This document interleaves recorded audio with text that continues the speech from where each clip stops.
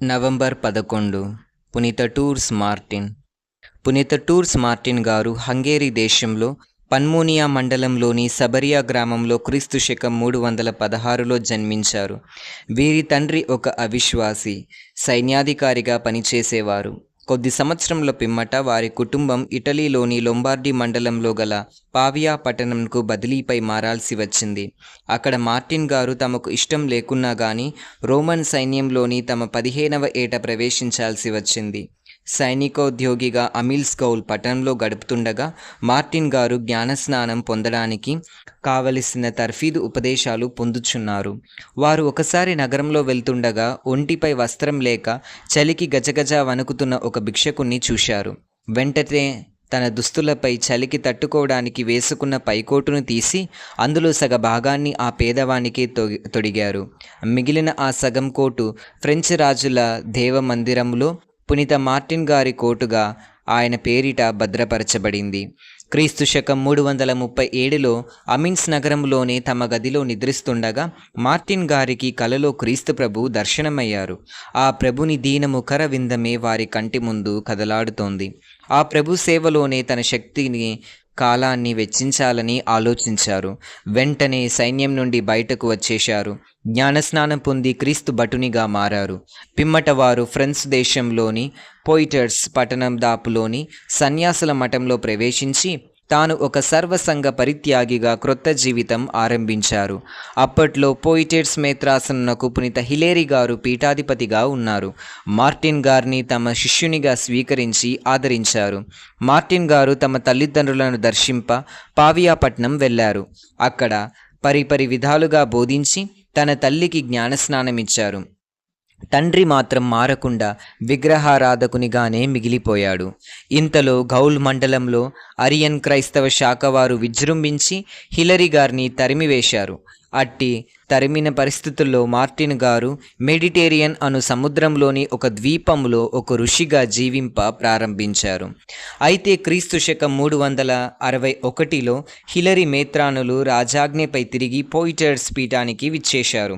ఇతర సన్యాసులు కూడా రావడంతో మార్టిన్ గారు కూడా తిరిగి హిలరీ గారిని చేరుకున్నారు. ఫ్రాన్స్లోని లిగుక్ పట్టణంలో మార్టిన్ గారు ఒక సన్యాస ఆశ్రమాన్ని గదులుగా నిర్వహించారు.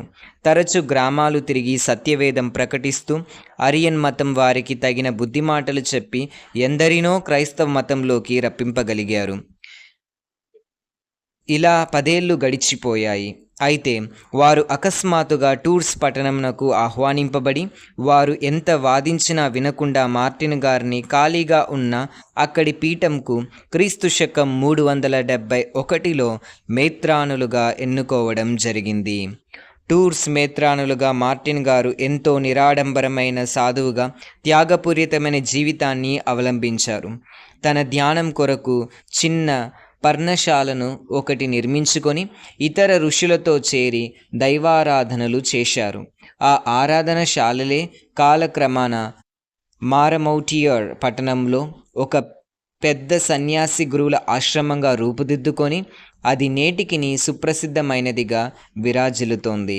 పీఠాధిపతిగా పునీత టూర్స్ మార్టిన్ గారు అవిశ్రాంత కృషి సలిపారు. వృద్ధులు, పేదలు, రోగులను పరామర్శించేవారు. గ్రామాలలో తిరిగి వేద ప్రచారం చేసేవారు. తమ పీఠంలోని విచారణలను సందర్శించి గురువుల సమస్యలను తీరుస్తూ గురువుల మధ్య ఏర్పడిన స్పర్ధలను పరిష్కరిస్తూ ఉండేవారు. శ్రీసభకు వ్యతిరేకంగాను శ్రీసభ సిద్ధాంతాలకు విరుద్ధంగాను మాట్లాడేవారికి ఒప్పిగా సమాధానాలిచ్చేవారు. క్రీస్తు మనిషి మాత్రమే దేవుడు కాదు అని త్రియేక దేవునిలో పుత్రుడు కాదని వాదించే వారికి సోదాహరణ జవాబులిచ్చేవారు. గుణసంపద, న్యాయ వైఖరి, పరిశుద్ధ విశ్వాస జీవితంకు మార్టిన్ గారు అంకితమైనారు. అయితే ప్రిసిలియన్ అనబడు ఒక వితండవాది క్రైస్తవ సిద్ధాంతముకు వక్రభాష్యం చెప్తూ ప్రజల్లో అలజడి, మనస్పర్ధలు తీవ్రం అయ్యేలా రెచ్చగొట్టాడు. ప్రజలు ఒకరికొకరు వాదించుకుంటూ కొట్లాడుతూ చంపుకోవడం కూడా మొదలుపెట్టారు. అటువంటప్పుడు ప్రిసిలియన్ చంపబడటం మేలని వస్నోవా బిషప్ అయిన ఇతాచియస్ గారు చక్రవర్తి మ్యాక్సిమస్కు ఫిర్యాదు చేశారు. పునీత ఆంబ్రోస్ గారు, పునీత మార్టిన్ గారు అందుకు అంగీకరించలేదు. విరోధినైనా క్షమించాలని, ప్రేమించాలని పలికారు. ఇతాచియస్ గారితో రాజీకి రావాలని చక్రవర్తి కోరికపై మార్టిన్ గారు విధేయించారు. అనంతరం చక్రవర్తి ఆజ్ఞచే ప్రిసిలియన్ అనబడే వితండవాదికి మరణశిక్ష అమలు చేయబడింది. ఇంకా కొనసాగుతున్న రక్తపాతాన్ని ఆపాలని రాజు ఆకాంక్ష. కానీ మార్టిన్ గారి మనస్సు తల్లడిల్లిపోయింది. పరిశుద్ధ పాపుగారైన పునీత సిలీషియస్ గారు మ్యాక్సిమస్ చక్రవర్తి గారిని, బిషప్ ఇతాచియస్ గారిని వితండవాది అయిన ఒక వ్యక్తిపై కత్తిగట్టాడని తప్పుపట్టారు. బుద్ధి మాటలతో హెచ్చరించారు. అనంతరం మార్టిన్ గారు రోము సందర్శన చేసుకొనవచ్చారు. పిమ్మట టూరిన్లోని కెండెస్ అను చోట ఒక ప్రసిద్ధి చెందిన ఒక మత కేంద్రాన్ని ఏర్పాటు చేశారు.